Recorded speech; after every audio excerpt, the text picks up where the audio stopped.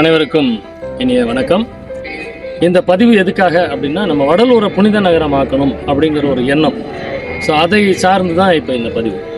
So வடலூரை புனித நகரம் ஆக்கணும் அப்படின்னு சொல்லி உலகத்தில் இருக்கிற எல்லா சன்மாரிகளுக்கும் ஆசை. அதில் எந்த விதமான மாற்று கருத்தும் யார்கிட்டையுமே கிடையாது. ஏன் அதை புனித நகரம் ஆக்கணும்? இது உலக மக்களுக்கு நம்ம எடுத்து சொல்லணுமா இல்லையா? சன்மாரிகளுக்கு தெரியுது. உலக மக்களுக்கு எதுக்காக வடலூரை புனித நகரம் ஆக்கணும்? மது மாமிசம் இல்லாத இடமாக வடலூரை மாற்ற வேண்டும் அப்படின்னு சன்மாரிகள்லாம் கோஷம் போடுறாங்களே, எதுக்காக அப்படின்னு உலக மக்களுக்கு நம்ம எடுத்து சொல்லணும் இல்லையா? அந்த ஒரு முயற்சி தான் இந்த பதிவு. இப்போ மற்ற எல்லா மார்க்கங்களையும் நம்ம பார்த்தோம் அப்படின்னா, அந்த இப்போ கொல்லாமை புலால் உண்ணாமைன்னு திருவள்ளுவர் கூட இப்போ 2 அதிகாரம் கொடுத்துருக்குறார். கொல்லாமை புலால் உண்ணாமைன்னு அது அப்படியே புத்தகத்தில் தான் இருக்குது. அந்த 2000 வருஷத்துக்கு முன்னாடி சொன்ன திருவள்ளுவர் இப்பொழுது 200 வருஷத்துக்கு முன்னாடி வந்த வள்ளல் பெருமான் எல்லாரும் அதை அவ்வளோ வலியுறுத்தி சொல்கிறாங்க. ஆனால் அது எந்த அளவுக்கு நம்ம கடைபிடிக்கிறோம் அப்படிங்கிறது. ஆனால் வள்ளல் பெருமான் என்ன அப்படின்னா, மற்ற எல்லா மார்க்கத்திலையும் பாருங்கள், அதில் கொஞ்சம் லூப்போல் கொடுத்துருப்பாங்க. இப்போ ஐப்பசி மாதம் மட்டும், இல்லை தை மாதம் மட்டும், மார்கழி மாதம் மட்டும், புரட்டாசி மாதம், இந்த மாதிரி ஒரு மற்ற மாதங்கள்லாம் சாப்பிடலாம் அப்படிங்கிற ஒரு விதிகளுக்கெல்லாம் வச்சுட்டு இருப்போம். ஆனால் வள்ளல் பெருமான் என்ன சொல்கிறாருன்னா, அவர்கள் எல்லாம் புற இனத்தாருங்கிறாரு. கொலை அதை எடுத்துக்கொள்பவர்கள் புற இனத்தார் அப்படின்னு நம்ம மனுஷ இனமே இல்லைன்ட்டார்.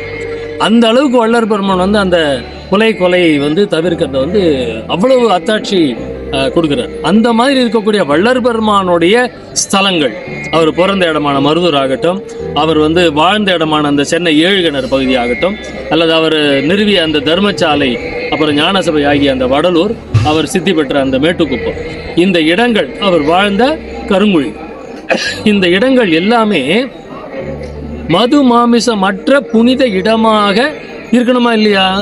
ஏன்னா வள்ளல் பெருமானுடைய கொள்கை என்ன? சன்மார்க்கம் அப்படின்னாலே அங்கே கொலை தவிர்த்தல் வேண்டும். ஞான சபையில் கூட நீங்கள் பார்க்கலாம், கொலை தவிர்த்தல் மாத்திரமே உள்ளே வருக அப்படின்னு போட்டிருப்பாங்க. அப்போது இதை அதிகமாக வலியுறுத்துறார். எதுக்காக அதை வலியுறுத்துறார்? கொலை எவனா சாப்பிட்டு போடுமே, எதையாவது கொலை பண்ணிட்டு போகணுமே. ஏன் அதை வலியுறுத்துறார் அப்படின்னா, அந்த இடத்துல நமக்கு அங்கே அந்த இரக்கம் கெட்டு போகுது. பெருமான் கூட ஜாதி வேண்டாம், சமயம் வேண்டாம், மதங்கள் எல்லாத்தையும் எதிர்த்தார். எதுக்காக எதிர்த்தார் அப்படின்னா, தயவுக்கு தடையாக இருப்பவையினர். இதுதான் ரொம்ப முக்கியமான வரி.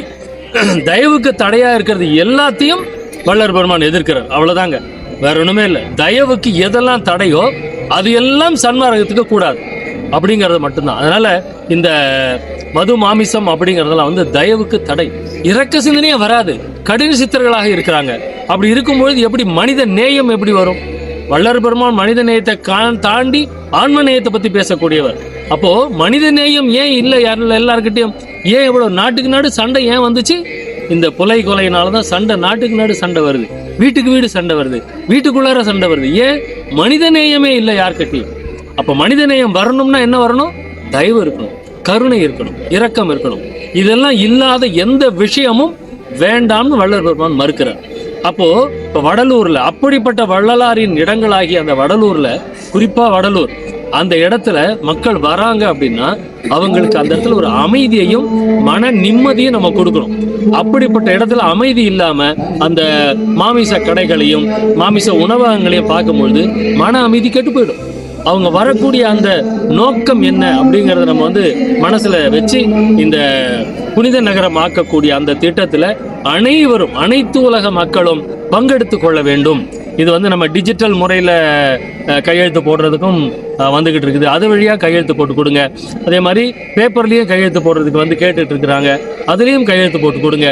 இப்படி நம்மளுடைய ஒத்துழைப்பையும் ஆதரவையும் இங்கே நாம் அவர்களுக்கு கொடுக்க வேண்டும். ஸோ வடலூர் என்கின்ற பெருமானுடைய ஸ்தலங்கள் எல்லாம், குறிப்பாக மருதூர், வடலூர், ஞானசபை, சத்திய தர்மசாலை இருக்கக்கூடிய இடங்கள், அவர் மேட்டுக்குப்பம், சித்தியடைந்த மேட்டுக்குப்பம், வடலூர் வள்ளல் பெருமான் 30 ஆண்டுகளுக்கு மேல் வாழ்ந்த சென்னை 7 கிணறு பகுதி, இந்த இடங்கள்லையாவது நம்ம அந்த மது மாமிசமற்ற நிலையை உருவாக்க வேண்டும் என்று ஒத்த குரலாக நம்ம அத்தனை பேரும் குரல் கொடுத்தோம் என்றால் இது அரசு ஆணையாக கூட வெளிப்படும். அதனால் அனைவரும் இதற்கு ஆதரவு தருமாறு மூப்பா பாபு என்கின்ற நான், நடைமுறை சன்மார சங்க நிறுவனர், அனைவரையும் இதை ஆதரவு கொடுக்குமாறு பணிவன்புடன் கேட்டுக்கொள்கிறேன். நன்றி, வணக்கம்.